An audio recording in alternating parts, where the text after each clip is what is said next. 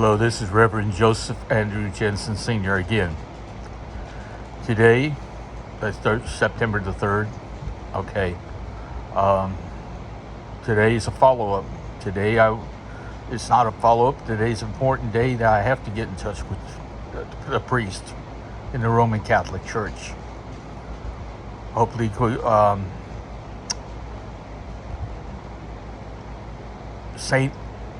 I think it's St. Anne's Catholic Church in Florence. I will convince them to send a church van after me to spend time with the priest. I have to meet with the priest as a starting point.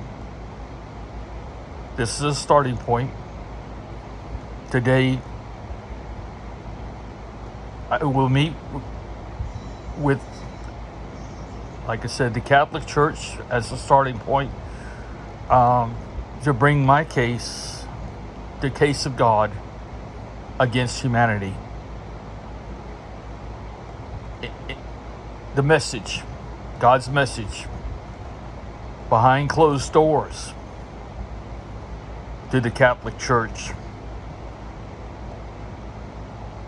Behind closed doors to meet first with the local priest. In this case, it's a Franciscan monk named Juan Baptista or something. Okay. Either way, I mean, he's a reverend, he's a priest. He deserves the respect and everything, as well as I demand the respect of being called a reverend myself. Father, Reverend Father, whatever you want to call it. What's going on is not their fault. At least I hope it's not their part of their fault.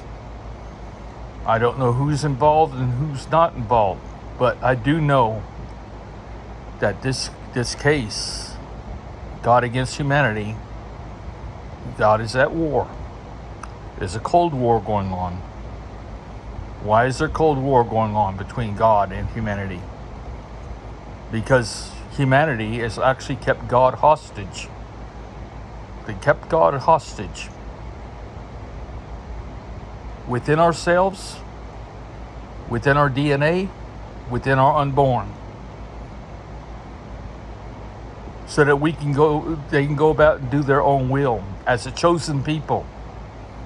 A chosen people to make war, to make rules, to govern us, to guide us away from God, not close to God.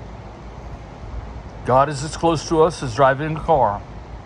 In my case, I operated machines, a crane, and equipment for 35 years. So between my levers, only God exists. And God has to push a button or pull a lever then for me to make a move. God is life. I don't have to prove that. This is not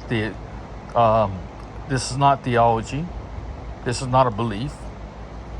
You're alive, aren't you? By which are you alive? If it's electricity, no. Electricity, you not have any concerns at all. No random thoughts, no love, no compassion, nothing. We're not driven by these things. By human A and I. Now let's get off of that stuff because it's unimportant. The important thing is that we do not take this into the 21st century. We live it only 75 years from now. We start a new millennium. And we have to clear the air before that millennium happens. We do not carry any religion, into the 21st century. For the Muslims, it started with the Torah. The Torah agrees that God tested Abraham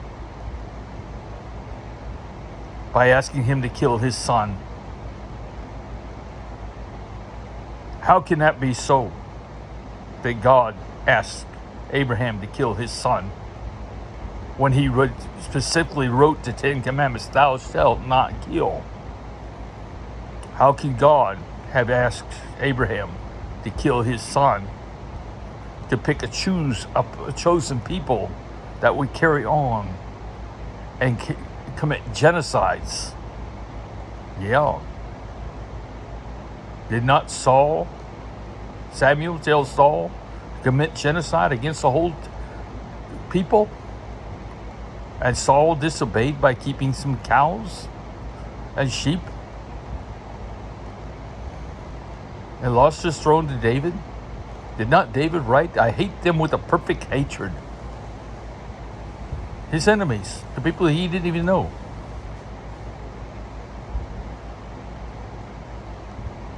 I in fact know for a fact, by my research and because of God, just about everything. Because God has either taught it to me or shown it to me.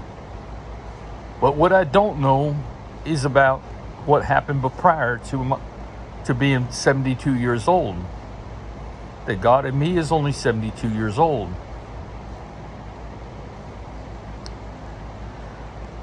He's older than that. If you consider the fact that when God the Father chose my mother and father, they could have been in kindergarten.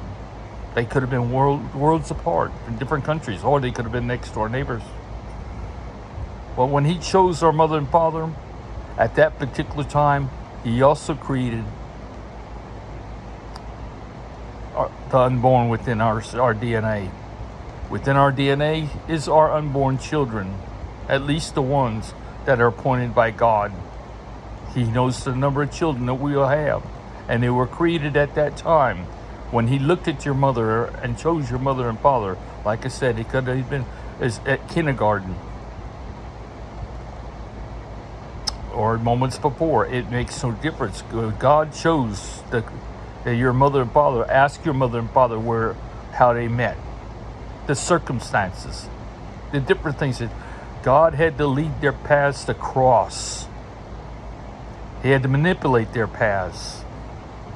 What external energy source would have been able to guide the path of your parents meeting in random?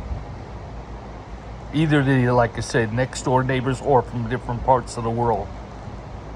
How can this be? Only God could have put this together.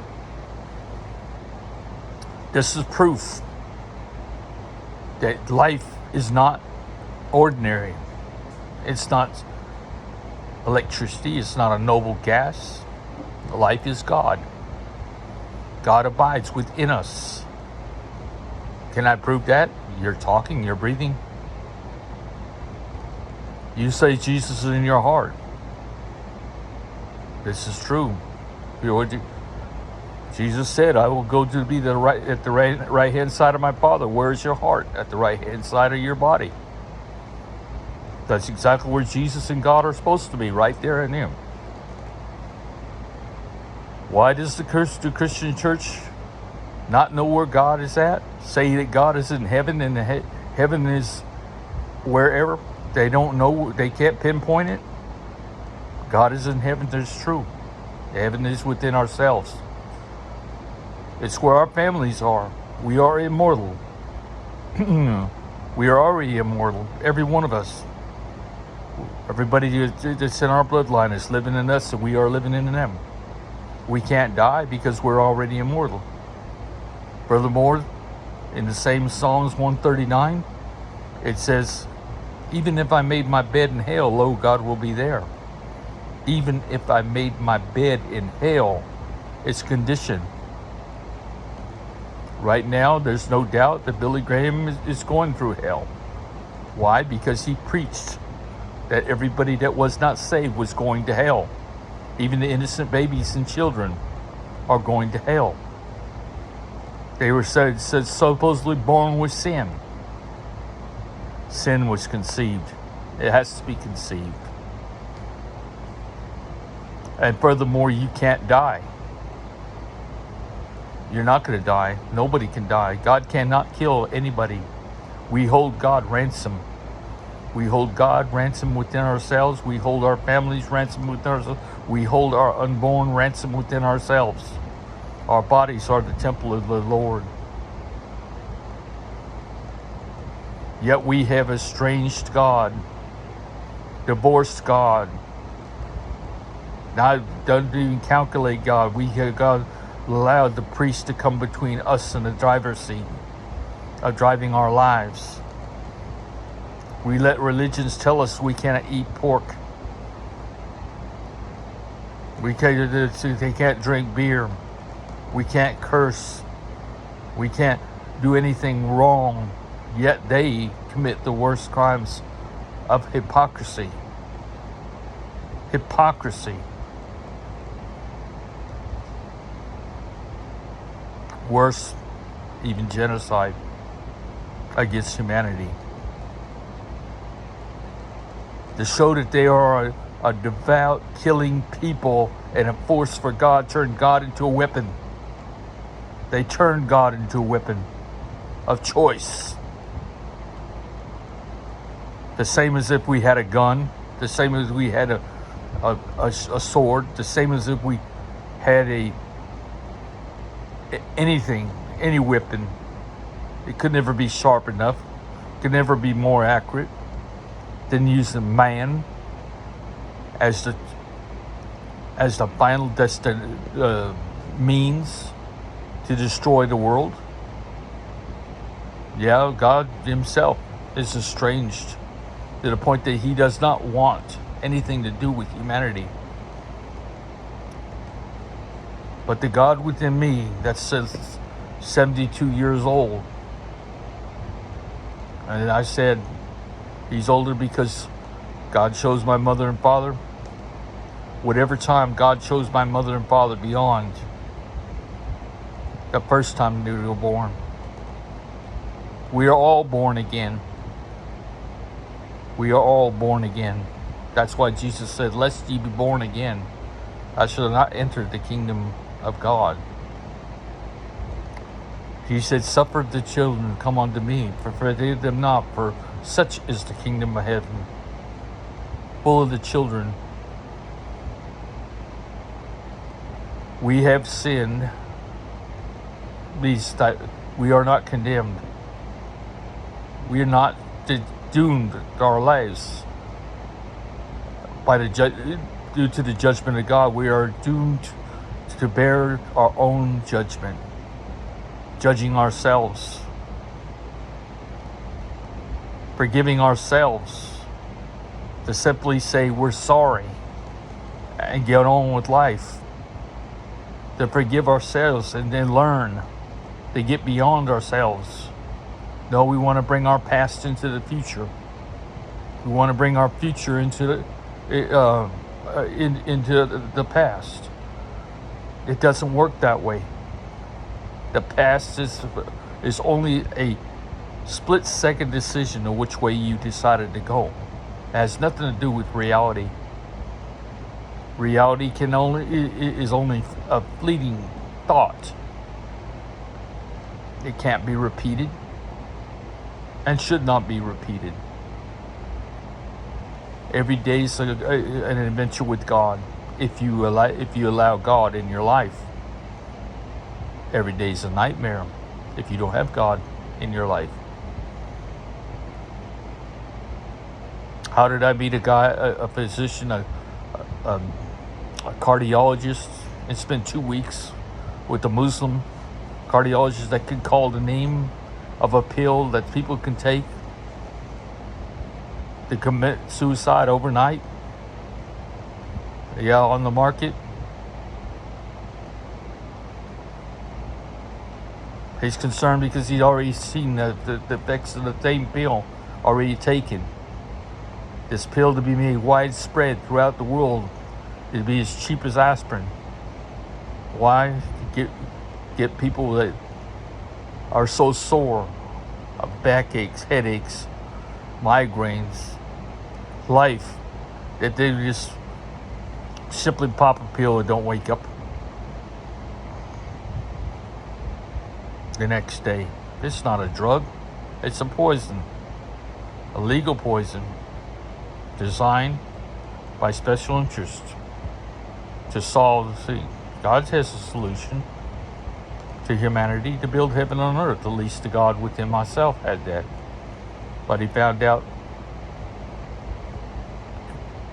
that God the Father is not even in favor of this. He does not want to be reunited with humanity. He wants to leave us to our own demise, to these agents. Yes, the agents. This includes the Illuminati, the Rothschilds, the Freemasons. All these different societies have an agenda. With the pill is only the start, the beginning of sorrows. They wrote the book, they wrote Revelations. Abraham was not challenged by God and asked to kill his son. He challenged God. He said, lest you accept me to be your warrior, I will kill my son to prove to you that I am worthy. Yes, Abraham challenged God. What choice did God have? God didn't have a mouth to plead, but he if he had a mouth, he would have said, don't start this mess. Abraham, please do not start this mess. You're picking and choosing out a chosen people. There is no such thing as a chosen people. All people are God's people. But you wanted to make a chosen people, and since then you have committed murder, genocide, transgressions, agendas, wars, rumors of wars, revelations. You even sheltered the Antichrist within yourselves. Yes, Paul was the Antichrist. Paul was the Antichrist. When Nero was put on the throne at 16 years old because he was in the bloodline of Julius Caesar, who they stabbed to death years before. They finally found somebody in the bloodline that could take and sit on the throne, rather than a military law. They'd actually have the bloodline reestablished on the throne. They put Nero back on the throne at 16 years old because he was a descendant of Julius Caesar in the bloodline. What did Paul do? He first recruited Paul, who was a much hated tax collector for the Jews, despised by the Jews, feared by the Jews. He promoted Paul to infiltrate the Peter's church, the early church, the Pentecostal church of Peter and Andrew and John, the only three apostles left. Only three apostles left after they killed James.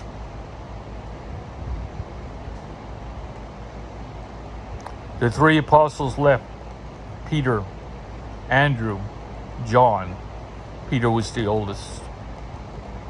Peter was the rock in which the first church began.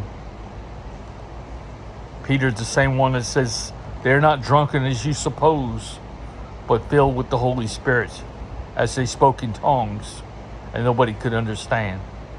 But Paul insisted by Nero that it be interpreted. Paul wrote, I'd rather speak 5 words of my own understanding than 10,000 words in tongues. For what profit a man if I speak like a barbarian?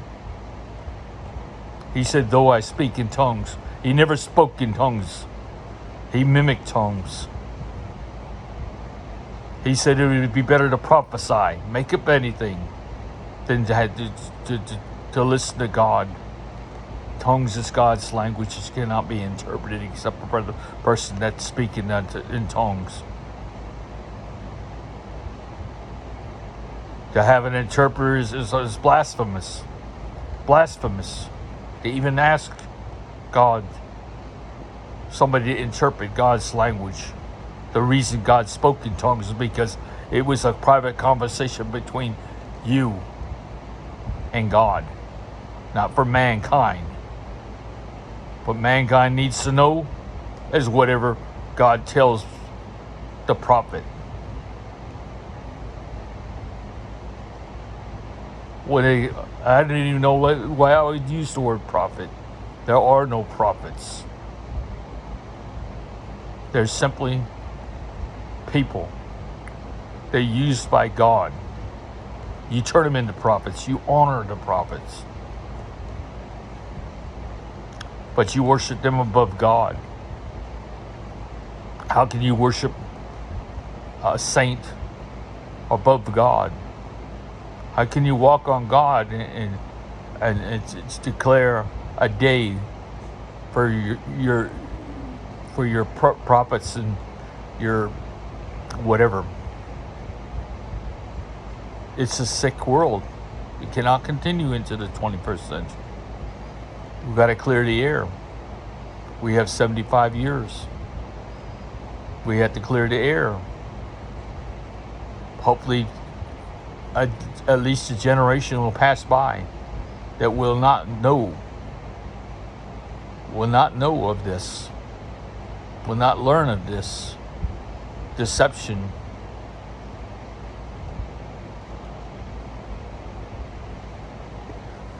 I'm out of thoughts right now, but today's the day when I go to the Christian church, to the Catholic church. I'm asked them to come pick me up by the church van and bring this case before God, God's case before mankind. The only place I know to start. I've already been to the embassy, to the steps and doors to the embassy, and refused to leave. Refused to eat until they sent me home safely. Now I still had to pay for that ticket. I still had to pay for the hospital bill. I still had to pay for everything.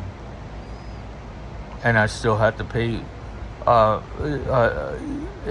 as I watch my own family suffer to even losing their own homes because they can't afford it. Lose their own cars because they can't afford the car insurance. Even on cars that don't run, they pay car insurance, can't afford it. People got what they get, that the world demands that we pay our bills rather than eat. Pay for a car that you can't afford the insurance on the car. The car's broke down, but you still pay for the full insurance coverage on a car. Getting off the subjects. We're gonna get on the subjects that what's at hand. Today has got to be the day that I cannot stop here. I didn't go all the way, end up in Jerusalem, and go through all this to stop here. God's message is not to the world, and nobody knows who I am. I announced yesterday the God's coin, yet nobody knows who I am, and nobody will find out. I'm going to leave this message for everybody to see and to follow up what I'm talking about. This is going on YouTube today. This is what I'm talking about. I'm in the middle of something that is way on bigger than I am. I'm only the messenger. But it has to stop. All religion has to stop. It stops when the Torah, the Bible, the Quran, all got to get their story straight about Abraham. They got to get the story straight about Abraham. Abraham challenged God to become the chosen people and pick and choose and be the right hand sword or gun of God, weapon of the mass destruction. I'm going to leave you at that. I can't come up with another thought right now, but this is it. I'm putting this on each day. I will try to post something so that we don't forget what this is all about. I'm going to leave you right now. Good night.